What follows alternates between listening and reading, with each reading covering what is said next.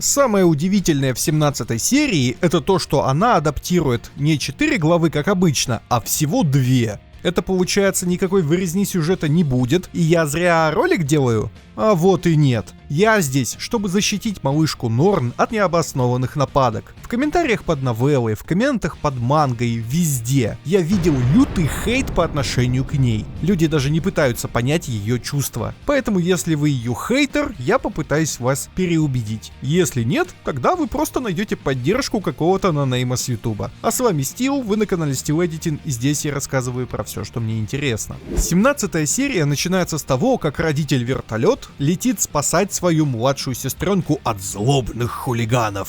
И так как в названии ролика все еще красуется сравнение с новеллой, я сообщаю вам, что несущийся по коридору Рудиус в новелле был более угрожающий. В своих мыслях он натурально грозился расправой тем, кто посмел издеваться над Норн. И не только им, а также их семьям, пусть даже если они будут королевских кровей.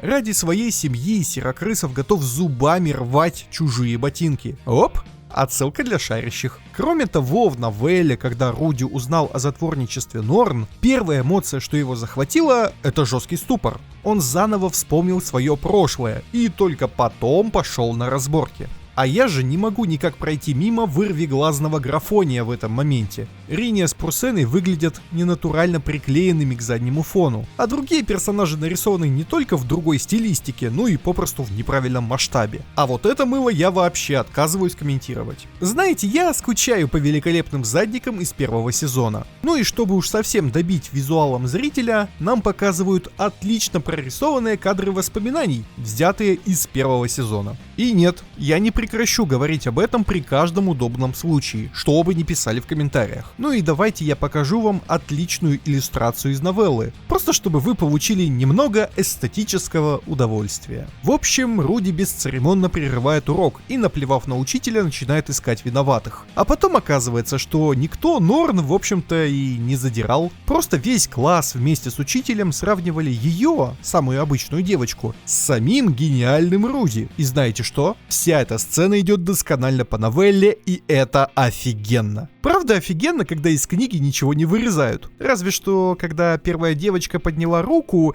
в новелле описывается, что Руди усилием воли подавил желание выстрелить в нее каменной пушкой. Но это был бы уже действительно перебор. Одного только злобного лица Рудиуса достаточно, чтобы понять, что лучше не попадаться под горячую руку. Кстати, этот кат с лицом Руди выглядит на уровне лучших катов начала первого сезона. Он сильно выделяется своей улетностью, и мне даже кажется, что это лицо из прошлой серии и лицо Нанахоши рисовал один человек. Можно он нарисует нам весь сериал, пожалуйста? Тем не менее, эта сцена дает четкий сигнал зрителю. Руди несовершенен. Он не типичный идеальный герой исекая, а обычный человек, который тоже совершает ошибки. Он заигрался в родителя и в новелле даже называет себя не родителем-вертолетом, а тупицей-вертолетом. Заигрался ровно так же, как и когда-то Пауло, который, также не разобравшись, решил поиграть в отца и отчитать якобы виноватого сына. Какую мораль может вынести мой юный зритель аниме? Действие, основанное на эмоциях, всегда неверное. А еще из аниме вырезали мысль, что Норн чувствует себя неполноценной не просто к брату, а к брату-извращенцу. Вы же помните то недоразумение из прошлой серии, в которое втянули Рудиуса зверодевки?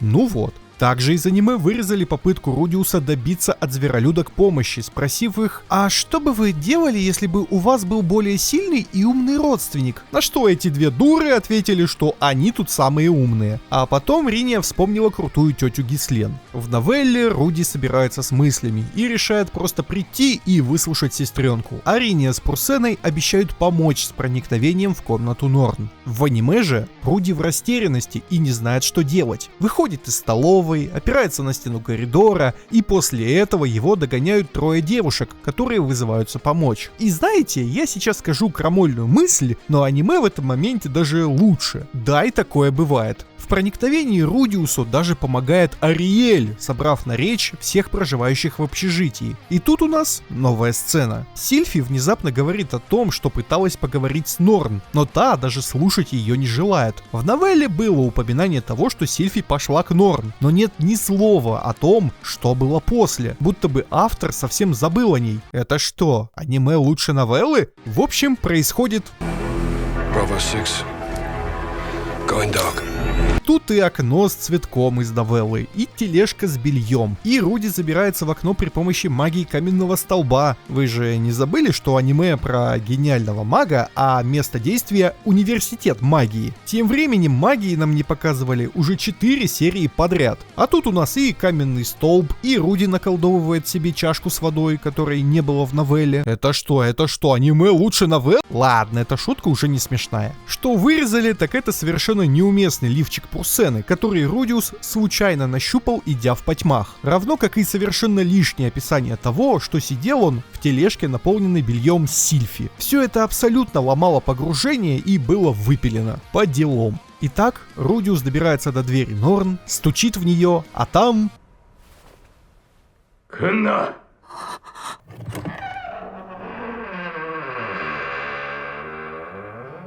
Тут я чуть дар речи не потерял. Такая простая, но гениальная идея. Квинтэссенция всей сути принципа адаптации литературного произведения «показывай, а не рассказывай». Рудиус слышит собственный голос из прошлого «Убирайся!», а потом открывает дверь к себе же в комнату. Этого не было и близко в новелле. Да это и не важно. А мои эмоции во время просмотра отлично передает чат нашего Дискорда. Найдите мне этого режиссера эпизода, я обязан пожать ему руку за эту серию. По идее, здесь на телеканале должна быть рекламная пауза, поэтому я напоминаю, что вы можете поддержать меня материально, подписавшись на Бусти, а взамен раньше остальных смотреть видео по лору Безработного. Например, скоро я там выложу большой ролик путешествия по карте мира. Расскажу про географию, политику и достопримечательности мира, в который попал Рудиус. Подписаться можно по ссылке в описании или отсканировав QR-код. Спасибо тем, кто уже подписан, а мы продолжаем. Дальше в серии пересказываются прошедшие события только от лица Норн. И вот тут уже много чего вырезано. Некоторые ее доводы остались без изменения, а некоторые попросту выкинуты. Первое воспоминание девочки — это как совершенно незнакомый человек избивает ее отца. Человека, которого она знала и любила. Человека, который, оказавшись без семьи, охранял и оберегал ее. В новелле она еще и дополняет это тем, что закрыла собой избитого отца потому, что боялась, что Рудиус его убьет. Дальше по новелле она вспоминает, как ее бесит Айша, которая во всем лучше. Она лучше учится, у нее все получается с первого раза, и при этом она не забывает каждый раз ткнуть носом Норн в этот факт. А когда они отправились в компании Руджерда и Джинджер, Айша и вовсе сбросила с себя маску добренькой девочки и буквально командовала двумя взрослыми, которые еще и на удивление слушались ее, в то время как ни одно из предложений Норн не было услышано. Кроме этого, пересказывается ее жизнь в доме Латрея у матери Зенит. Бабушка Норн очень властная и набожная женщина, которая готова на все ради чести своего рода. Поэтому Айшу, как незаконнорожденную дочь служанки, она терпеть не могла, а вот Норн пообещала сделать истинной леди Латрея. Но Норн обычная девочка, и поэтому каждая ее ошибка или проступок наказывались, вследствие чего Норн возненавидела не только брата и сестру, но и бабушку. А тут отец, самый дорогой для нее человек, оставляет ее на попечении тому монстру, который его избивал. Тем временем этот самый монстр спокойно пил и гулял, пока отец искал пропавших людей из региона Фитоа. И еще, в аниме это никак не показано, но Норн ярая приверженка религии Милиса. Как минимум это ей успели привить в Мелишионе, а одним из добродетелей этой религии считается вечная любовь к одному человеку.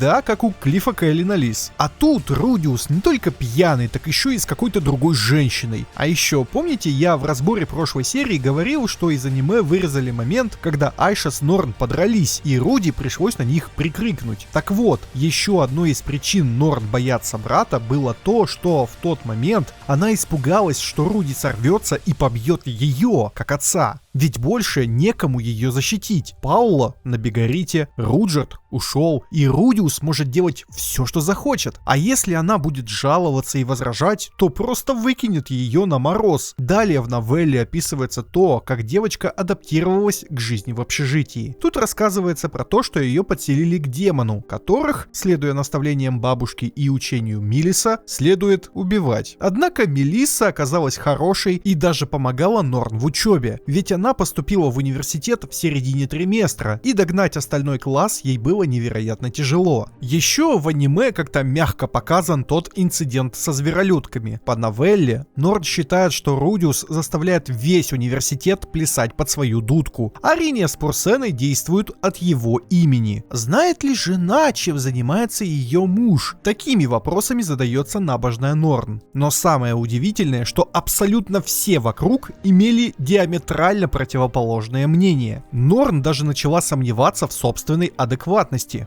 И вот такая буря эмоций из ненависти, неприятия, страха физического насилия, горя от разлуки с отцом, жалости к себе и сомнений в собственной адекватности обрушились на голову, напоминаю, 10-летней девочки. Я думаю, никто не имеет права ее за это осуждать. В реале значительно более взрослые люди не могут выйти из таких состояний. А мы тут говорим о ребенке. Эрис в 10 лет вообще без царя в голове была. А Рудиус даже в свои условные 50 лет начал выбираться из психологической ямы только благодаря Сильфи. Половина из того, что я перечислил, не было рассказано в аниме, из-за чего может показаться, что основной причиной нервного срыва Норн была зависть к брату, которого все любят. По крайней мере, этому было уделено больше всего экранного времени. Но стала ли сцена хуже в адаптации в целом? Нет, я так не считаю. И даже момент с использованием во второй раз той же фишки не делает сцену хуже. Нарисовано красиво, исполнено достойно. Единственное, что, на мой взгляд, критически важно было оставить в аниме адаптации, это страх Норн, что Руди может начать распускать руки. Но, как вы уже знаете, этот момент был вырезан. Самую главную же мысль во всей серии проговаривает вслух Руди, уже ближе к концу. Норн невероятно сильный человек, и ей понадобилось лишь увидеть лицо брата, так похожее на лицо отца, чтобы она полностью разобралась в себе и своих мыслях. Безработный же 17 лет провел в затворничестве, так и не в силах посмотреть в лицо своему брату, который пытался достучаться до него. Учитывая последующие события в сюжете, вы еще не раз убедитесь в том, что милашка Норн один из самых сильных и замечательных персонажей в Мушоке. Хейтить ее, как по мне, настоящее преступление. В целом, у меня только положительные впечатления о серии, а всего-то надо было впихнуть не 4, а 2 главы в один эпизод. И сразу и дополнительные сцены можно вставить, и с режиссурой поиграться, и качество рисовки подтянуть. А как вам эта серия? Расскажите о своих впечатлениях. Не забывайте приходить на канал за новыми посерийными сравнениями, а также смотреть ролики про лор вселенной Безработного. А на сегодня все. Всем удачи и всем пока.